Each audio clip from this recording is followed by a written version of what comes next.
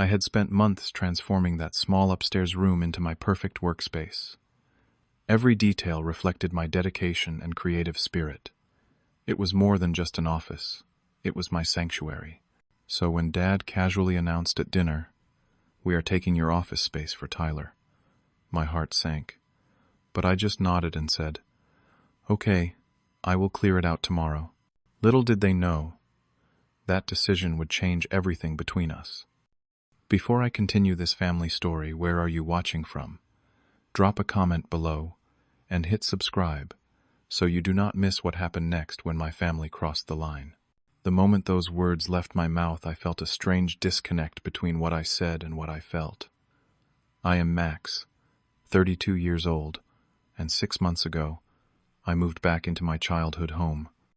It was supposed to be temporary, just long enough to rebuild my life, after a devastating breakup with my girlfriend of 5 years and losing my biggest freelance writing contract in the same month. My parents welcomed me with open arms. Mom hugged me tight that first day, and Dad helped carry my boxes upstairs. "Stay as long as you need, son," he had said, clapping my shoulder with the firm reassurance that had always been his trademark gesture of support. The small room at the end of the upstairs hallway became mine. It was nothing special at first, just 4 walls with faded blue paint, an old desk, and the twin bed from my teenage years. But over weeks I transformed it. I repainted the walls, a clean white installed proper lighting, bought an ergonomic chair that saved my back during long writing sessions, and set up dual monitors that made my workflow so much more efficient. I remember Dad standing in the doorway one evening, nodding with approval. "Quite the professional setup you got here," he had said, genuine pride in his voice. Those words meant everything to me. My parents and I had always gotten along well. Growing up in our modest suburban home in Michigan, I had been the reliable son, the one who rarely caused trouble. When I told them I wanted to be a writer, instead of pursuing the business degree they had hoped for, they adjusted their expectations without too much resistance. "As long as you can support yourself," was all Dad said, and I had taken that challenge seriously. For the first few months back home, things went smoothly. I paid a modest rent that helped with household expenses, kept to myself most days, and joined family dinners most evenings. My career was slowly getting back on track. I landed 2 new clients who appreciated my content writing, and I was even making progress on the novel I had been trying to write for years. Living at home at my age was not ideal, but I had a plan. 6 more months of saving aggressively, and I would have enough for a security deposit and several months of rent on my own place. My parents never made me feel like a burden or a failure for needing this temporary safety net. Then about 8 weeks ago, my younger sister Shannon moved back home too, bringing along my 8-year-old nephew Tyler. Her divorce had been finalized, and she needed time to get back on her feet financially, just like me. At first I was happy to have them there. Tyler was a good kid, curious and energetic. Shannon and I had always had a decent relationship, though we were never particularly close. She took the larger guest bedroom downstairs, and Tyler slept on a pull-out couch in the adjacent den. I started noticing small changes. My office door would sometimes be open when I returned from coffee shops where I occasionally worked. Once I found Tyler sitting at my desk playing with my expensive microphone I used for client calls and podcast interviews. "Sorry," Shannon had said when I mentioned it, though her tone suggested she did not see the problem. "He is just curious about his Uncle Max's cool stuff." I began locking my door when I left. Mom commented that it seemed unnecessary in a family home, but I just smiled and said I had client confidentiality to consider. Other small irritations accumulated. Shannon would play television loudly during my client calls. Tyler would run up and down the hallway outside my door during crucial writing sessions. When I mentioned these issues at dinner, Shannon would roll her eyes and mutter something about creative types needing perfect silence. Still, I remained optimistic about our arrangement. Family supports family. We would all get back on our feet soon enough. That was my mindset until that fateful dinner. It was a Thursday evening. Mom had made her famous pot roast with carrots and potatoes, the smell filling the house with warmth and nostalgia. Dad had opened a bottle of wine, which usually signaled a special occasion or an important conversation. We sat around the dining table, the same oak piece that had been the centerpiece of family meals throughout my childhood. Mom asked about my day, and I shared news about a potential new client who needed regular blog content. The conversation flowed easily until Dad cleared his throat during a lull. "Your mother and I have been talking." He began exchanging a look with Mom that immediately put me on alert. With Shannon and Tyler here now, we need to rethink the space situation. I took a sip of water, waiting for him to continue. Tyler needs his own room. He is growing up, and sleeping in the den is not a permanent solution. Dad paused, then delivered the blow. "We are taking your office space. Tyler can move in there next week." The pot roast suddenly tasted like cardboard in my mouth. I swallowed with difficulty, feeling everyone's eyes on me. Shannon was watching my reaction with a slight smile, as if she already knew about this decision. "You can set up your computer somewhere else," Mom added quickly. "Maybe in the corner of the living room, or we could rearrange things in the basement." I nodded slowly, trying to process what was happening. "Okay, I will clear it out tomorrow," I said, my voice surprisingly steady despite the storm brewing inside me. "Great," Dad said, his relief evident. "We can help Tyler move in this weekend." The conversation shifted to other topics, but I barely participated. My mind was racing, calculating how this would impact my work, my privacy, my carefully constructed routine. Later that night, as I lay in bed unable to sleep, I realized something that made my stomach churn. There had been no question in Dad's statement, no room for discussion or compromise. It had been a declaration, not a request, and Shannon's knowing smile suggested this had been planned for some time without my input. The next morning I was in my office early, trying to process what had happened. I needed to figure out my next steps, but the weight of disappointment made clear thinking difficult. I had just opened my laptop when there was a knock at my door. "Come in," I called, expecting Mom or Dad. Instead, Shannon pushed the door open, Tyler at her side. "We just wanted to take some measurements," she said casually, pulling a tape measure from her pocket. "For the furniture and stuff." I stared at them, dumbfounded. Now I have not even started packing. "Well, we need to plan," Shannon replied as Tyler wandered into the room and began examining my bookshelves. "Hey, buddy, please do not touch those," I said as gently as I could manage, when he reached for my signed first edition of my favorite author's novel. "Do not be so uptight," Shannon said with a dismissive wave. "He is just looking." "These are my professional materials," I explained, trying to keep my voice even. "Some of them are valuable, or contain client information." Shannon rolled her eyes.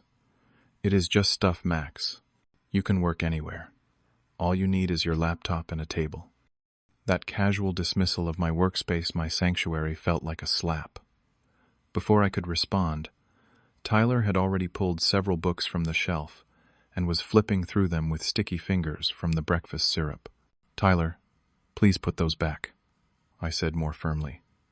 "He is fine," Shannon insisted, measuring the window now. "Mom said we can get new curtains.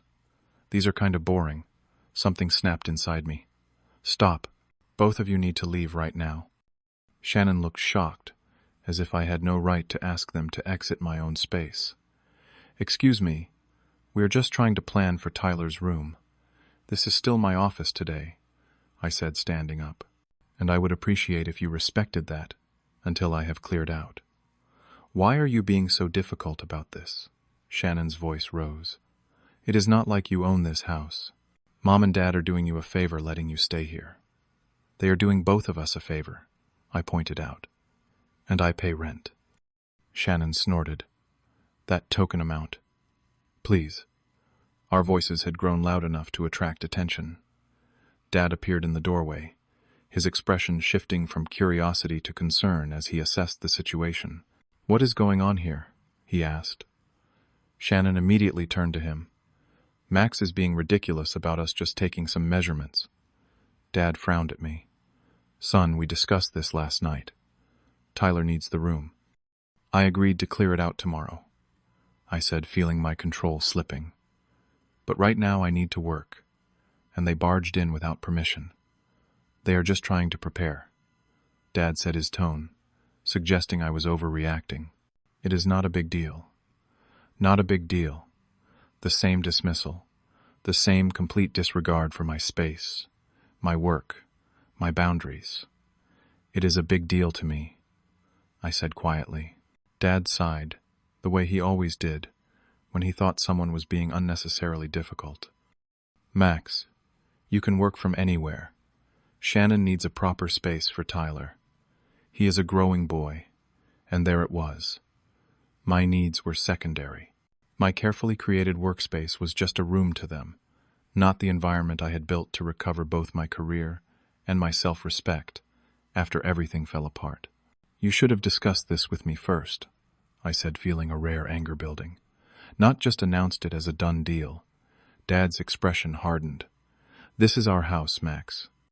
We do not need your permission to decide how to use the rooms. Those words hit me like physical blows. I had gone from valued family member to unwelcome tenant in the span of a day. Dad had never spoken to me that way before, with that dismissive authority that brooked no argument. You are right, I said finally, my voice eerily calm. It is your house. Dad nodded clearly, believing the discussion was over. Shannon, let us give Max some space to work today. You can measure tomorrow, after he is cleared out. They left, closing the door behind them.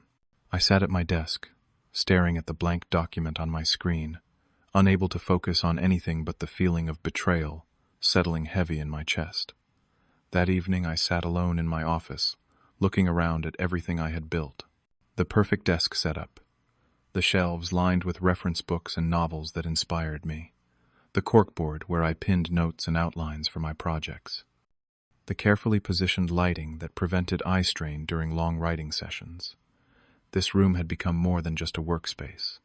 It was where I had slowly rebuilt myself after my life fell apart 6 months ago. When Allison left me after 5 years together, taking half our friends in the breakup, and my biggest client simultaneously dropped me due to budget cuts, I had spiraled into a depression that scared me. Moving back home had been a last resort, an admission of failure that stung my pride. But in this room I had found myself again. I remembered the weekends spent painting it, installing floating shelves, running cable management systems, so everything looked clean and professional. Dad had helped me mount the monitors, showing me how to find the wall studs and drill properly. It had been a bonding experience, one of the bright spots of moving back home. I ran my hand across the desk, feeling utterly defeated. How could I possibly recreate this setup in a corner of the living room or the unfinished basement? How could I take client calls with the family walking through the television blaring, or Tyler running around taking out my phone? I called the one person who might understand. Hey man, Aaron answered on the third ring. My best friend since college, he had been my sounding board through the breakup and career crisis. They are taking my office, I said without preamble. Who is taking what now? Aaron asked, confusion evident in his voice. I explained the situation, my voice growing tighter as I recounted the dinner announcement, Shannon's intrusion, and Dad's dismissive response. When I finished, Aaron was quiet for a moment. That sucks, man. Really sucks. But what are you going to do? It is their house. That is what everyone keeps reminding me, I said bitterly. Look, Aaron said carefully, I know you need to save money, but maybe it is time to look for your own place again. This situation sounds toxic. I am not ready financially, I admitted. I need at least 3 more months to build up enough savings. Then you might have to suck it up for now, Aaron said, though his tone was sympathetic. Unless what? Unless you make them understand what they are really asking of you, Aaron suggested. This is not just about a room, right? This is your professional space, your mental health zone. That has value. As Aaron spoke, something shifted in my thinking. He was right. I had been approaching this as a family matter, but it was also a professional issue. If a landlord suddenly told me I could not use the space I was paying for, there would be consequences and compensation discussions. You are right, I said, feeling more focused than I had all day. This is not just about giving up a bedroom. This impacts my ability to work to earn a living." "Exactly," Aaron encouraged. "So, what is your plan?" "I am not sure yet," I said, ideas already forming. "But I am not just going to roll over on this." After hanging up, I spent hours researching nearby apartment rentals, calculating costs, and documenting everything I had invested in my current workspace. I created a spreadsheet showing the financial impact of disrupting my work environment, potential lost income from decreased productivity costs of relocating my office equipment, even the mental health toll that would affect my creative output. By morning, I had a comprehensive presentation and a clear proposal. I also had a significant piece of news I had been saving as a surprise for the family, which now became strategic ammunition. Around the breakfast table, tension lingered from the previous day's confrontation. I cleared my throat. "I would like to call a family meeting this evening," I announced calmly. "Before I clear out the office, I think we should discuss some practical considerations." Dad looked suspicious, but Mom nodded. "That sounds reasonable." Shannon rolled her eyes but did not object. I spent the day refining my presentation and making some important phone calls. By dinner time, I was ready. After we ate, I connected my laptop to the living room television and opened my carefully prepared slides. "I understand this is your house." I began acknowledging the point everyone kept emphasizing. "But I would like you to understand exactly what moving my office means in practical terms." I showed them photos of the room before and after my renovations, highlighting the improvements I had made at my own expense. Next came the spreadsheet detailing my financial investment in creating the workspace. "This is not just about moving a desk," I explained. "This represents over $2,000 of investment and countless hours of work." I moved to the next slide, showing my current client roster and income. "These are the projects currently paying our household expenses," I said pointedly. "My rent contribution comes from this work, which requires a proper professional environment." Dad shifted uncomfortably. Mom looked concerned. Shannon stared stubbornly at her phone. "Now here are my alternatives," I continued. I outlined 3 scenarios. First, moving to a makeshift space in the house, which would significantly impact my productivity and professional image during video calls. Second, helping convert the detached garage into a bedroom for Tyler, which would cost money, but preserve both our spaces. Third, finding my own apartment immediately, which would mean withdrawing my financial contribution to the household. "And that brings me to my news," I said, moving to the final slide. "I was going to surprise you this weekend, but I received confirmation yesterday on a major new contract. My income will be doubling next month." That got everyone's attention, even Shannon's. "This contract has requirements," I continued. "Regular video meetings, professional recording quality, and consistent availability. Without my current setup, I cannot fulfill these requirements." The room was silent. I let them process this information before delivering my proposal. "I suggest we convert the garage into a room for Tyler. It would take about 2 weeks and cost around $3,000. With my new contract, I can cover half that cost and increase my monthly contribution to household expenses by 40%. Dad was the first to speak. "You should have just told us this was so important to your work." "I tried," I said quietly, but no one was listening. Mom looked guilty. "We just thought since you had worked in coffee shops before." "I can work anywhere." "In an emergency," I clarified. "But to do my best work consistently, I need the right environment. Just like Tyler needs his own space to thrive." Shannon finally looked up from her phone. "The garage is so far from the house. Tyler would be scared out there." Actually, I countered, pulling up photos of converted garages. I had researched these spaces can be amazing. We could make it a really cool room any kid would love, with direct access to the backyard for playing. I could see the idea taking root as they looked at the examples. Dad rubbed his chin thoughtfully. "It would add value to the house, too." And I added, "I am willing to help with the conversion. We could make it a family project." The tension in the room gradually dissolved as we discussed the garage conversion plan. By the end of the evening, we had reached a new understanding. I would keep my office help finance Tyler's new room and contribute more to the household with my increased income. The garage conversion project became unexpected therapy for our family relationships.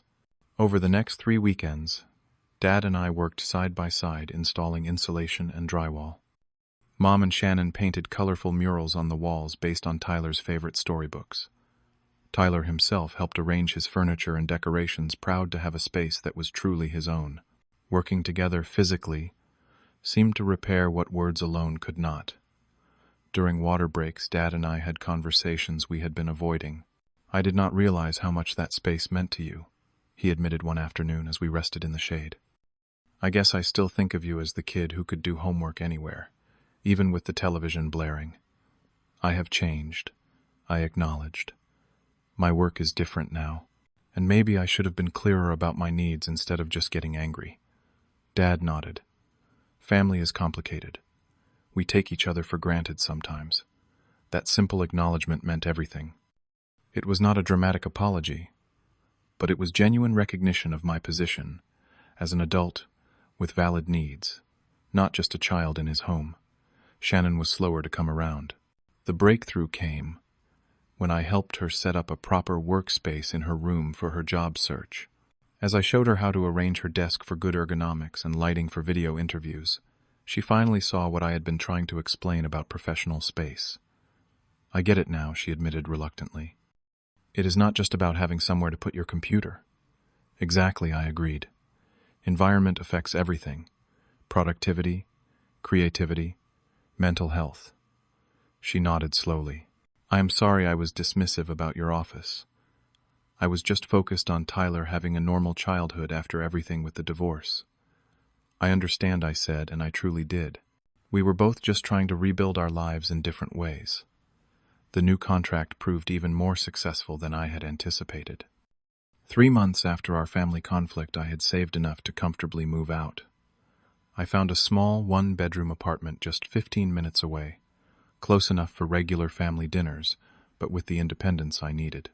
The night before I moved, Dad helped me pack up my office equipment. "You know," he said carefully, wrapping one of my monitors in bubble wrap, "when you first moved back, I was worried you were retreating, but now I see you were just regrouping, gathering strength." I nodded, surprised by his insight. "That is exactly what it was. I am proud of how you handled all this," he continued.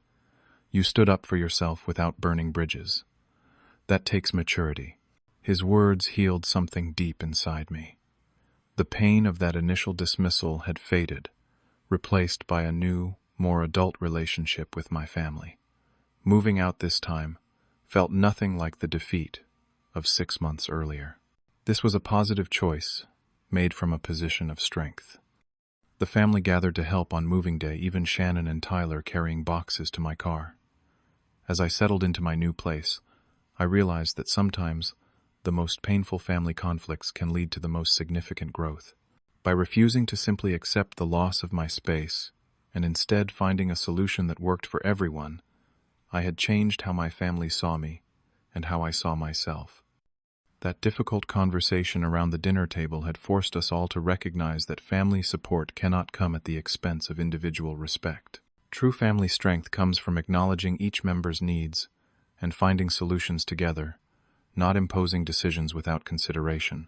Looking around at my new apartment, with my office set up exactly as I wanted it, I felt a sense of peace. The road had been rocky, but the destination was worth it. Sometimes you have to stand your ground to keep your foundation strong. Have you ever had to defend your personal boundaries with family members? How did you handle it? Share your story in the comments below. If this family tale resonated with you, please hit that like button and subscribe to hear more stories about navigating complex family dynamics. Thank you for listening, and remember, sometimes the most important space to protect is the one that allows you to be your best self.